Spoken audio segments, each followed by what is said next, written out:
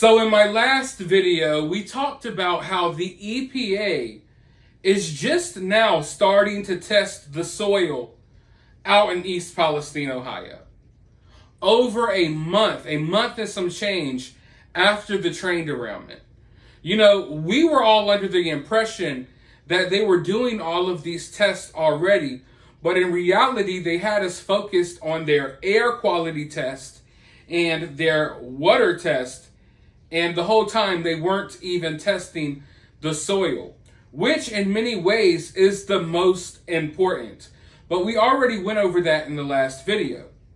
But you see, they didn't genuinely decide, like, you know what? Okay, we've done these tests, now let's test the soil. This isn't something that occurred naturally. No.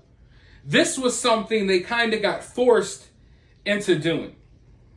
Mind you, the people of East Palestine, Ohio, you probably aren't hearing much about it. They're getting sick. They're getting sick all over. People, as far as people in Pennsylvania, are getting sick. Unexplained illnesses, rashes, and headaches. Far away from East Palestine. The people in this town, they're having weird things happen to them. And as I've explained to you all in prior videos, the way these chemicals can affect you, they affect you in ways that you might not realize right away. You could walk around town breathing all of this stuff in just fine, and then 10 years from now, you wonder why you got a certain disease, and it will have been because of the toxins you breathed in East Palestine.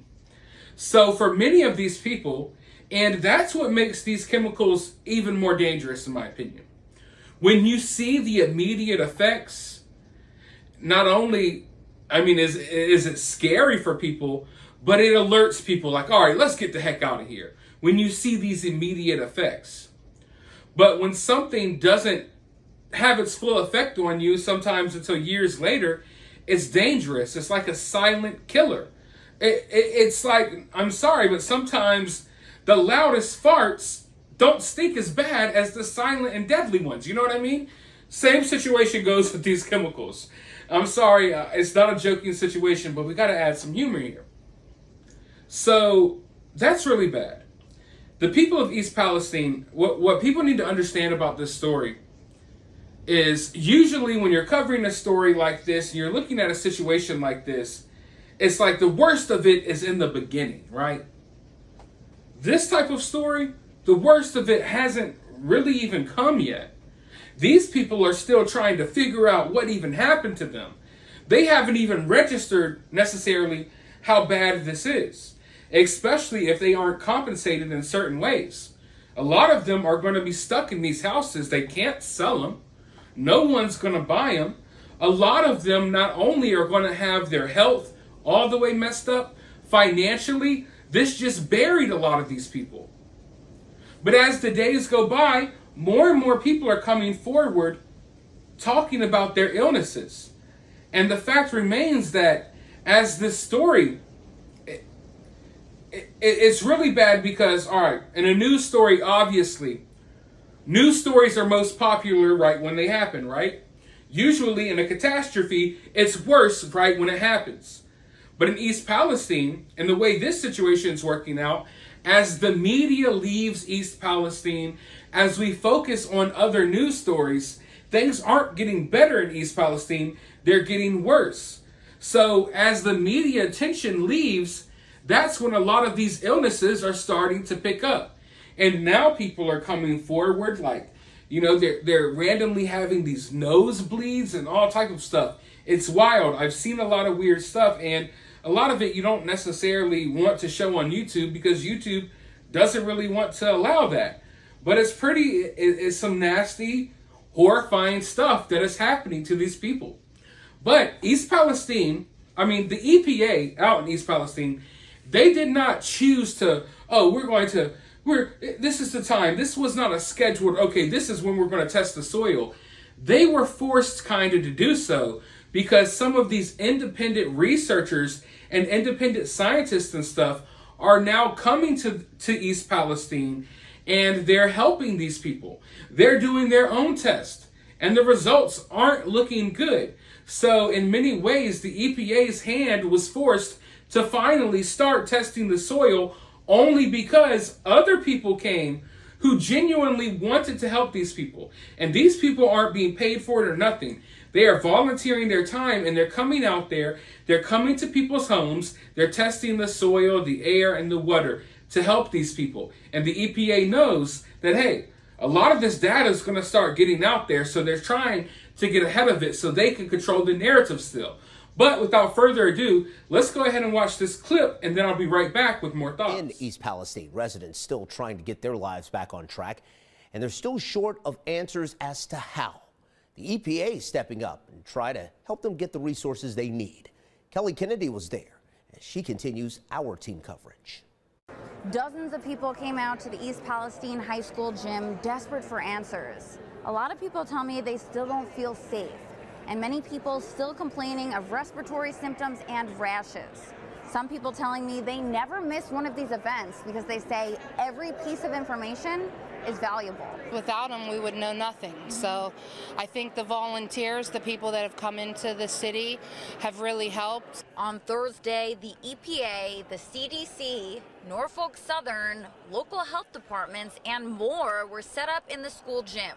The goal, to connect residents with everything from financial assistance to health care, hotel accommodations, therapy, and private air and well water testing. I don't feel comfortable here, and if we had kids, which we don't, I wouldn't feel comfortable having them playing outside and stuff, and I just want to be able to get answers to know what our future is going to be like here. Kristen Battaglia says her 8-year-old son spent last night in the emergency room. She says his health problems started after the derailment. My son was in the ER yesterday both nostrils were bleeding for 2 days straight, and he's very sick. Battaglia says because she lives a little over a mile from where the train derailed, no one had come to her home to test. But then she met Scott Smith. He was the first person out of anyone, being 1.3 miles away from the derailment site, that has come to our home at all. I mean, even to check on us, to give us information, we've had no one.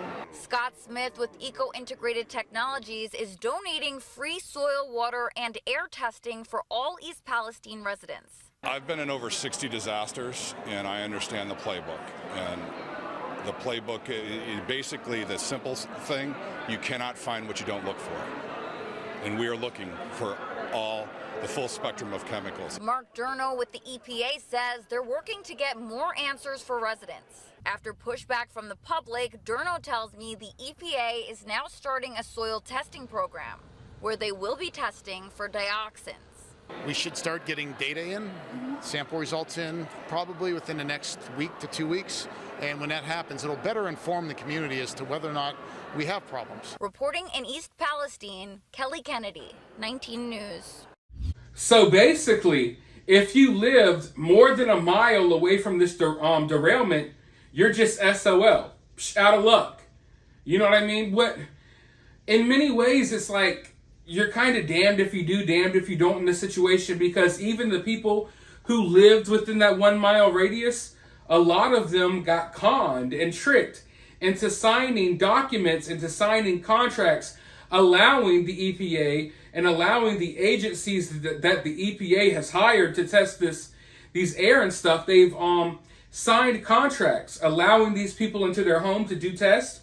And in the fine print of these contracts, it says that you can't hold Norfolk Southern or any of these agencies liable for this train derailment. So many of them who wanted, hey, I wanted my house tested, I wanted to know if my house is safe to live in, not only are they being given bogus results from these tests, but also when they sign that contract, they're signing away their rights to hold these people accountable. So, I mean, it's kind of like, do you even want to deal with that? But it's still messed up when you think about it, because obviously people who live further than a mile away from this situation are affected. We've talked about it on this channel already a dozen times. People in neighboring counties, People hundreds of miles away, people in other states are all popping up with these weird illnesses. And it seems to me like it's all coming from the chemicals they released in the air in East Palestine. So it's almost laughable that they're only willing to help or to test the homes within a 1 mile radius. So people who live, like that lady you heard talk, lives 1.3 miles away. Don't worry about it. Everything's fine. It's not fine. Nothing is okay about this situation. Nothing is fine about this situation. So it's like it goes to show what we're dealing with here. Because not only were we kind of under the impression that they were testing the soil already, I think a lot of us were kind of under the impression that even people who may live 1.2 or 1.3 miles away could get help, but no, they're kind of forgotten about. They're only worried about the houses that are like right next door to this derailment. And the effects of these chemicals stretch for miles upon miles upon miles. So while they're telling everyone it's safe, it's safe, it's safe, they don't even know that because they haven't even stepped foot inside one of these homes that's a little further away to see how they've been affected. You know what I mean? So it continues to be a frustrating situation. This news story is slowly dying down and people are moving on, but the people of East Palestine, Ohio, they can't move on. I'm sure a lot of them would love to, but they've been forced into a position where they can't. They can't pick up and leave. They can't even sell their homes anymore. It's just so messed up. But while you're here, let me know your thoughts about this down in the comments below. Share this video far and wide. That's the only thing we can do is spread awareness about this situation. While you're here, though, hit the thumbs up, hit the subscribe, ring that notification bell. And I'll talk to you all in the next video.